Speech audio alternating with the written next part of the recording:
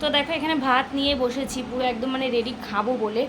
আর এদিকে দেখো, তোমরা দেখো, মহারানী ঘুমোচ্ছিল, ঠিক আছে, যেই খেতে বসবো ব্যাস, প্রত্যেক দিন ওর এই টাইমটা ওর কী করে জানা থাকে জানি না, আগে খাই আর পরে খাই, যখনই খাই না কেন ও কী করবে বলো তো, এমনি টাইমে ঘুমোবে কিন্তু যখন খেতে বসবো ঠিক উঠে যাবে, ঠিক উঠে যাবে, কী করে বোঝে কী জানি। দেখো খেতে বসেছি সবে, যেহেতু তোমাদের দাদাভাই ডিউটি গেছে, তো এবার কী বলো তো, ভাবছি যে আজকাল তাড়াতাড়ি ডিউটি গেলে না তাড়াতাড়ি খাওয়া হয়, এতদিন এই এত মাস তো ডিউটি যায়নি ধরো, কিন্তু এখন আজকে থেকে আবার ডিউটি স্টার্ট হয়েছে। তো যাক, সে সকালে ওকে রান্না করে দিয়েছি, ও খেয়ে দিয়ে চলে গেছে, খাবার নিয়েও গেছে, এইবার আমরা খাবো তাড়াতাড়ি। কিন্তু দেখো টাইমিংটা দেখো, শুধু মহারানী উঠে বসে রয়েছে, দেখেছো, আর মোবাইলের দিকে তাকাবে না, বদমাশ হয়েছে, দেখেছো।